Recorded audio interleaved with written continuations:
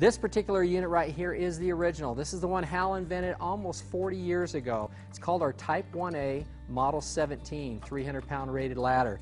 Now they all work the same way in the sense that they have hinges at the top that adjust the shape from storage to step ladder to straight open as an extension ladder. And they also have lock tabs on the side to adjust in 1-foot increments up and down. Let's show you how that works real easily. Put your palms right on these palm buttons, that's why they're called that. Wrap your fingers around and just squeeze those in. You'll notice they stay open. They stay open until I open the ladder, until it gets to the step ladder, and then they pop straight in. It's fully locked in the step ladder position. Now at this point, I'm going to set this like this. I'm going to pull these lock tabs out on the side. I drop them just below the hole. That way I can pop them right back in very simply. Now from this point, I'm going to grab this palm button that's closest to me with my left hand, and I'm just going to tip it to the side. Now notice what happens with the outer. It slowly goes down. Everywhere there's a hole, I can stop. So this happens to be the last one. I'm going to slide it right over the top and visually make sure those lock in place. Now grab that palm button again, pull it straight back towards you. This is the last hole. Pop it right in, make sure they're locked in. And now I have my full 7-foot high step ladder. Now here's something that Little Giant's known for and the claim to fame, and that's its ability to work on something where the ground is not level. You can pick this side up, set it right on staircases, or drop this down, lock it in here for ramps or sloping ground. But the big one, and probably the one I use the most around my house, is when I need to get up really close to a wall or window. A typical ladder, the higher you go this way, the further from the job you're going to get. So watch what happens. We drop this down 1 notch. It's 90 degrees on this side. You walk up on this side and you're now in those tight, hard to reach spots. Now when you need to get up a little bit higher, just drop this all the way down, release these hinges at the top, grab it about the middle way through here, and just pick it straight up. At the same time your left hand is pulling it straight in, and they'll lock right in place for you. Again, visually make sure that those hinges are locked. Now when I want to raise this up, I'm going to put my right hand right here because I am right-handed. If you're left, you'll be on the other side. My left hand will be holding this. I'll pick it up, and that'll hold in place until I can get down here and grip another one, and just continue doing that to the height that I want it. When it gets up to the height, pop those in, make sure they're fully engaged, and now I have a 17-foot model straight up. Now remember, that's 15 feet tip to tip. I can reach 17 foot on this model, but we always make sure the wheels are at the top. Also, when you're bringing it back down, you want to make sure that your feet are on the sides and not underneath the inner, so those don't hit you when they come back down. Bring it to this point, drop it back down, release these lock tabs, and slide it right back up. And I'm right back to where I started. Now the last thing I'm going to show you is the feature that literally cuts your work time in half. The reason why? We're going to split the ladder in half. The inside section, we have the lock tabs released, push in the palm buttons, and take the inside hand over hand until it's all the way out. It has its own rubber feet, locks in place. It's a 4-foot high trestle. Now I'm going to show you this side view. Turn this around. Lock this into place to the one closest to me, and then what you want to do is grab this back brace, and as you pick this brace up first, it aligns the tops so they match up perfectly, and then you adjust that to your trestles. Now remember, you can use one of our telescopic planks or a good 2x12.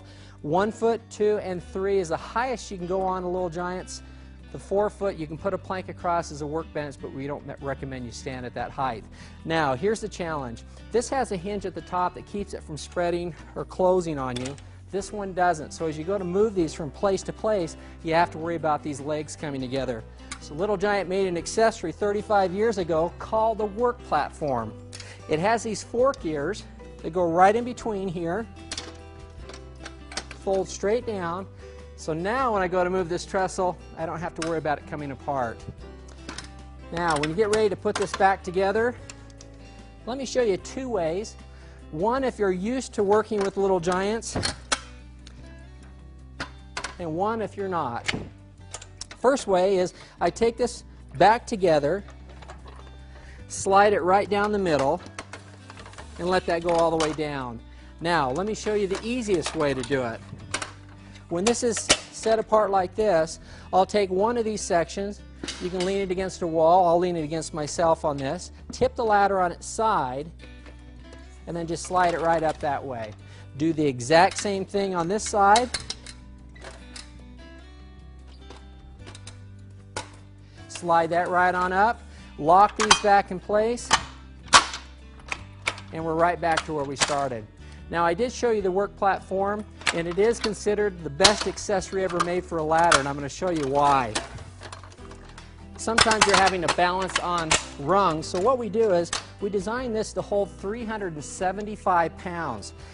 Now, the easiest way to remember how to put this on the ladder is consider it like a big mouth, and you're going to bite the rung that you want to step on. So if I want to be on this rung right here, I'll set this down below, and I'm right there. Now push this forward to get it out of your way, and then climb right on up through it. Step right on top of this and go to the rung above it. Once you're above that, just push this straight back with your toe, step right on top.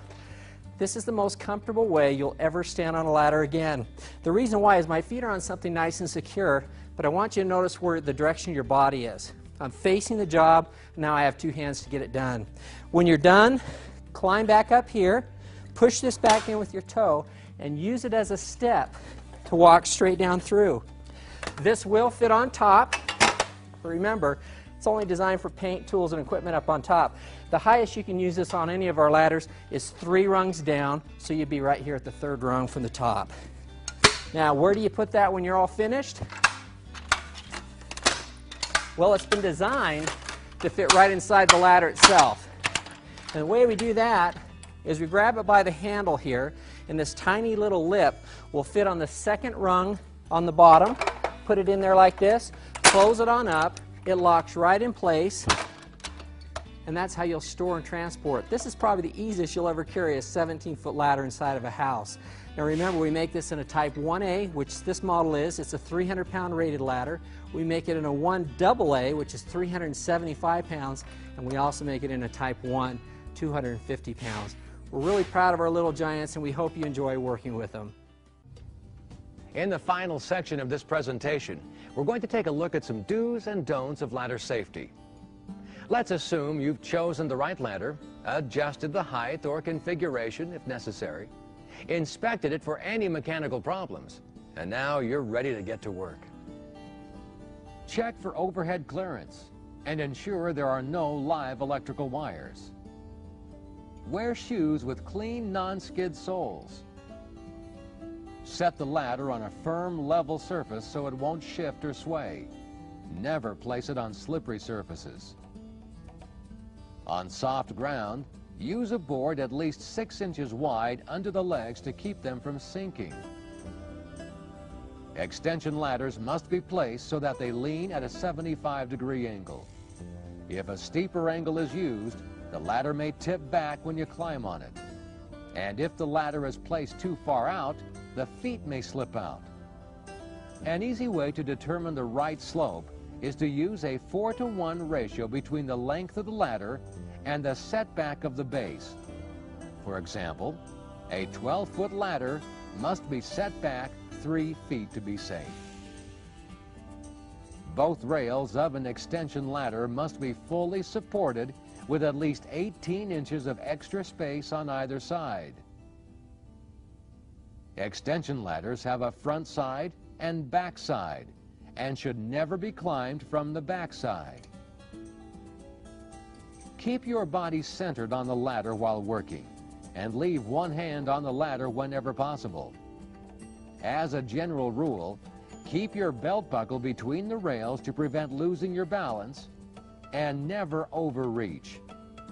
Always get off and move the ladder whenever necessary.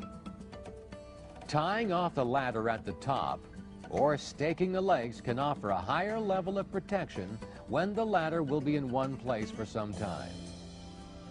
A-frame ladders must be in the fully open position with the hinges and lock assemblies firmly secured.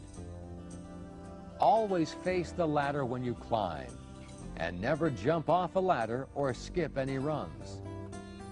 Never position a ladder in front of a door or where it could get easily bumped. Haul heavy tools and materials up on a line instead of trying to carry them up the ladder. Never allow more than one person on an extension ladder. 2 people may climb on opposite sides of a little giant A-frame ladder as long as the weight capacity is not exceeded. Don't climb a closed A-frame ladder. Don't leave a ladder unattended. And finally, always use common sense when working with ladders. False security can lead to carelessness, which can cause serious injuries. It's important to keep in mind that the person ultimately responsible for your safety is you. Even the safest ladder can be dangerous when proper precautions aren't taken in its use.